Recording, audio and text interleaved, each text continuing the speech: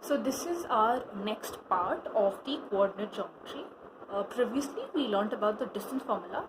We have derived the distance formula using the Pythagoras theorem, and then we went across a few problems pertaining to the distance formula.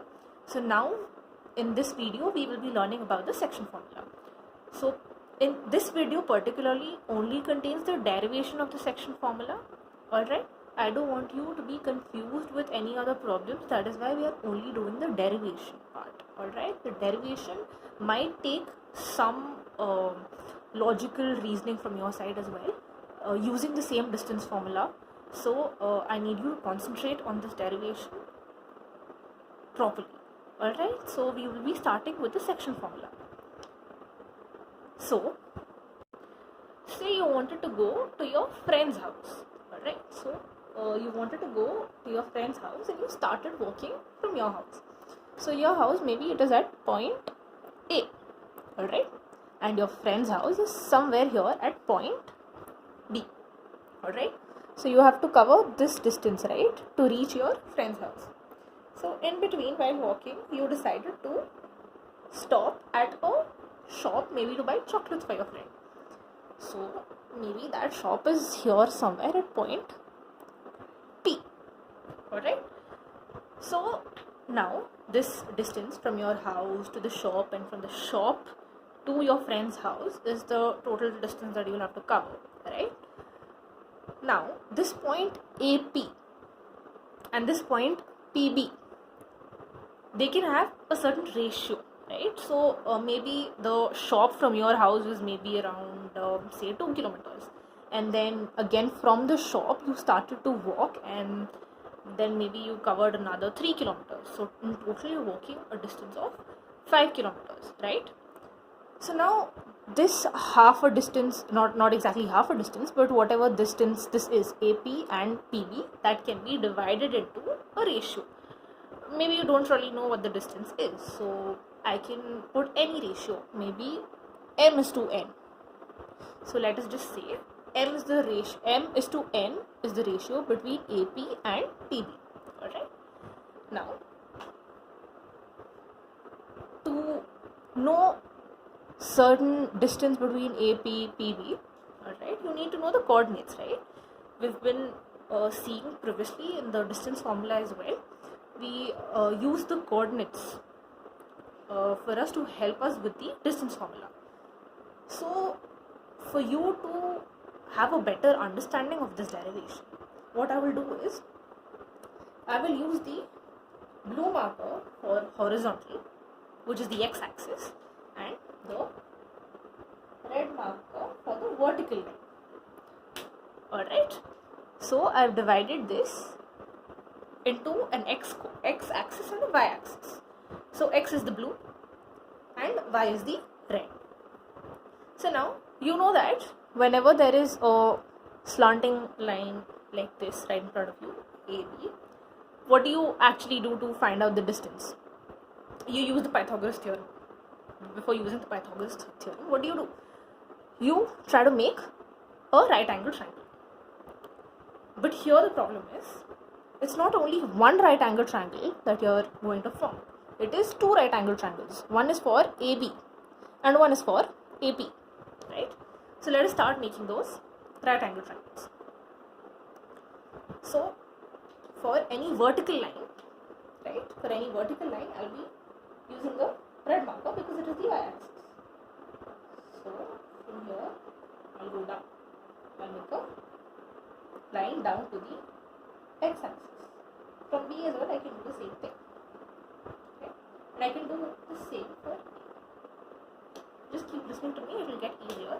This derivation is not that difficult. Just keep listening. So I've drawn all the vertical lines. Let's start drawing the horizontal lines.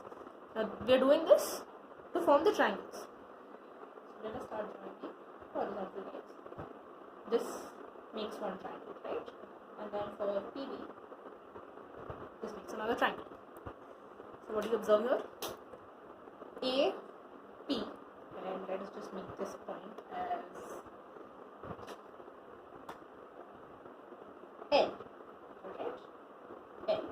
And let us just make this point as M. that makes our work easy. So now this becomes one triangle APL, and this makes another triangle PB and M. Observe carefully. Alright, we use that one same line to make two different triangles using different perpendiculars, which is the x-axis and the y-axis. What you observe here is you get two similar triangles. These two are nothing but similar triangles. I hope you have learned the concept of similar triangles and then come into coordinate geometry. You cannot just randomly get into coordinate geometry in between and not go through the previous chapters. You will have to go learn about the similar triangles, their concepts, and then come here. Anyway, I will be sharing with you a few other basics of similar triangles. You don't have to worry about it, but then it's better for you to go in order. Do the chapters order wise, because it's the basics from those chapters that you will be learning here as well. So fine, now these two, they make up similar triangles. Now in similar triangles, what happens is you can take out the ratios by using the sides of two similar triangles.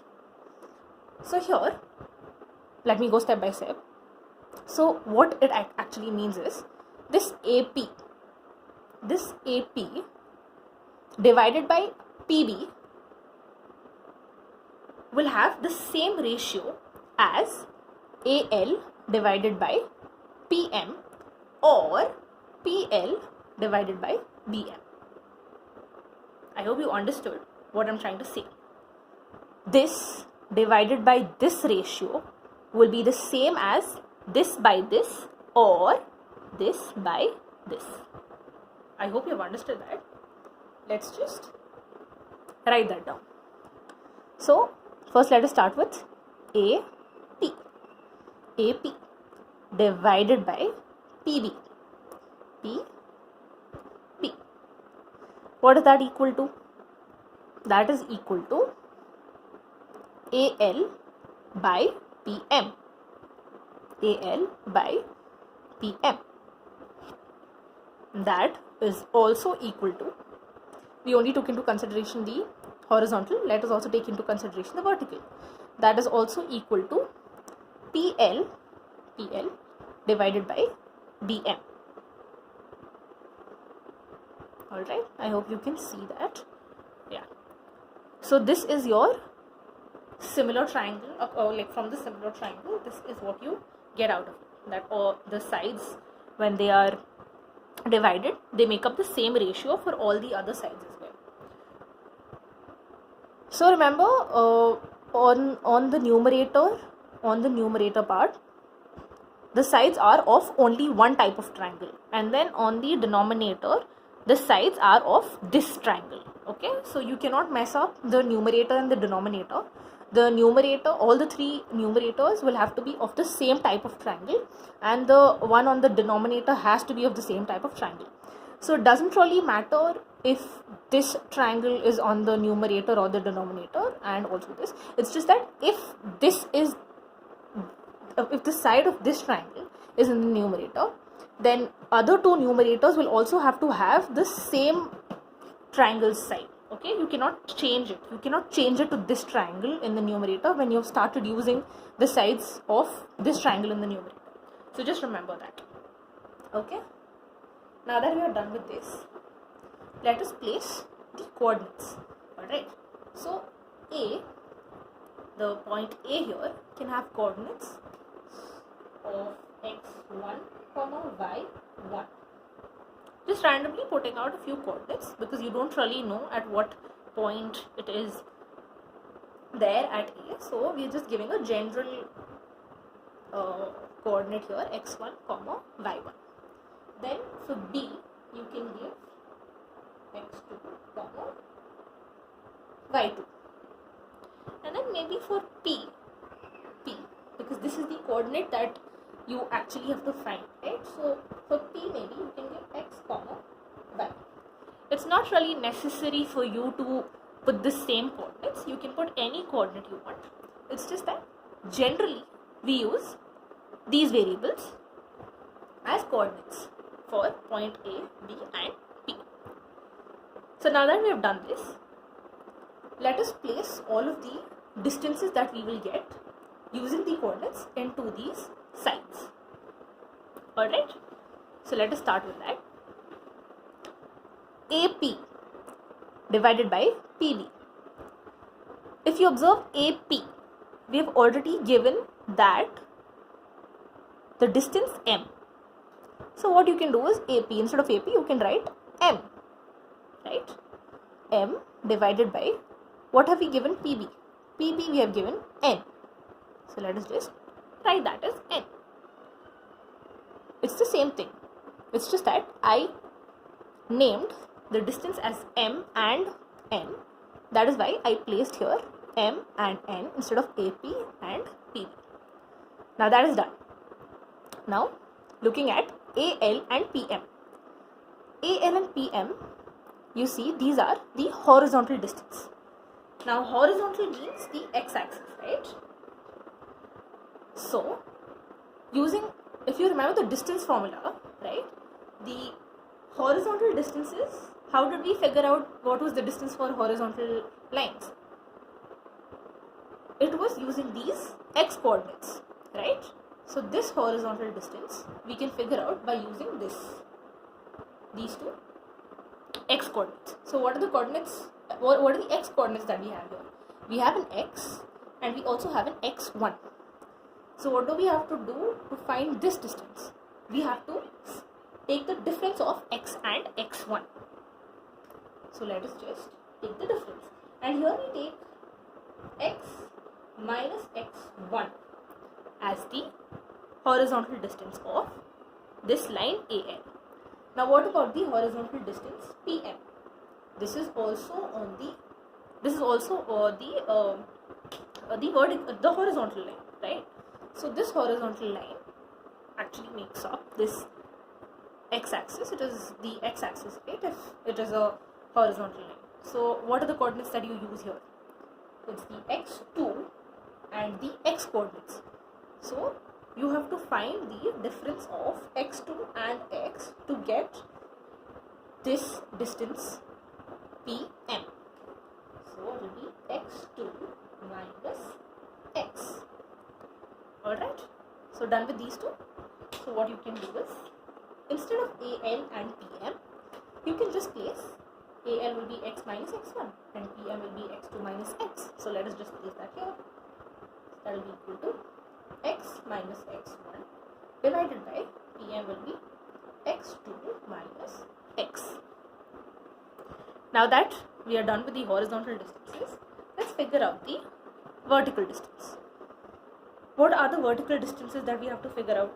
It is this PL and this BM, right? So what do you think is PL? Isn't it a vertical distance? Vertical means the y-axis, right? So to figure out the distance of PL, you will have to use these two coordinates, which is the y coordinates. Only the y coordinates would be taken into consideration. Take the difference of those y coordinates and you get the distance of PL. So what are the coordinates that we have here? y1 and y. So just take the difference of those two. You will get y minus y1. Right? So this distance is y minus y1. P and PL is done. Now let us do BM. BM here. BM is a vertical line, which means it is the y-axis that we are talking about. So we will take into consideration only the y coordinates. So what are the y coordinates that we have here? y2 and y. So we will take the difference of y2 and y. So this becomes y2 minus y. Now taking these two distances, placing them here in this formula, what do you get? PL we figured out to be y minus y1 divided by this BM distance is y2 minus y. Now this equation that you see here, m divided by n is equal to the x coordinates then the y coordinates. They can be taken out separately. Okay, so what we can do is we can take m divided by n to be equal to x minus x1 divided by x2 minus x first. So let us figure out only the x coordinate first. So to figure out this x coordinate, we take m divided by n is equal to x minus x1 divided by x2 minus x. Alright? And then we can cross multiply. Alright? We can cross multiply. So when we cross multiply, you get m into x2 minus x. That will be equal to n cross multiplied with x minus x1, n into x minus x1. So m x2 minus m x. I just multiplied m with x2 and x. The same will happen here on the other side. N will be multiplied with x and x1. So nx minus nx1. Right? Now what you can see is, here even if we take m common, you get back the previous equation. So what we can actually do is take all the x on one side and x1 and x2 on the other side. You can do anything. So what I will do is, I will take x1 and x2 on my left hand side and the x's on the right hand side. So mx2 will be written as it is. I will take this minus nx1 and place it on the left hand side. So minus will become plus here, plus nx1. That is equal to, nx is already present here on the right hand side. I need to bring minus mx on the right hand side. So minus mx will become plus mx here. Right? So this is the equation that I have got. Now this is equal to, here nothing is common, so same thing will be written again. M x2 plus nx1 is equal to, what do you think is common here? N, m are two different things that cannot be common. X is common, so we take x into n plus m. See this? So this is the final equation. What we have to do is just, usually what we do is, on the left hand side we keep the variable that we need, and on the right hand side we put up all the other variables that we already have. So I'll just erase this part and I will write the final equation here.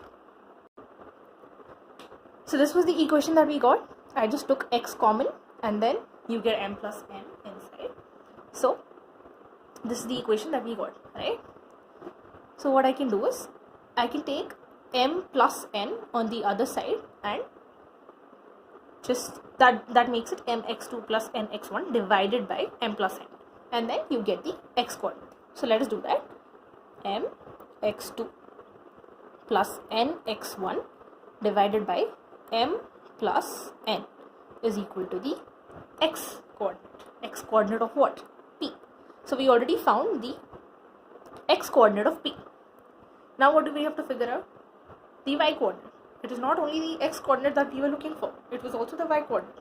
So now that we are done with x, let us figure out y. See this, that you can also place x on the left hand side. So this is what we usually do. We can we place the x on the left hand side. So the formula can also be written as x is equal to mx2 plus nx1 divided by m plus n. This is what we usually write as. So it can be anything, you can use anything. It's the same thing. It's just that left hand side and right hand side have been interchanged, but it's the same thing. Now that we are done with the x coordinate, let us find the y coordinate.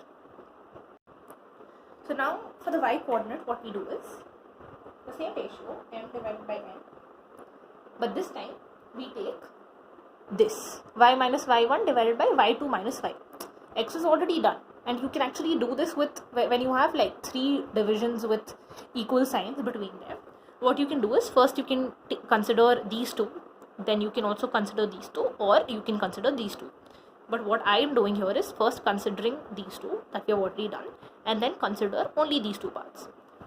So m divided by n will be equal to y minus y1 divided by y2 minus y. Here we'll be figuring out the y coordinate.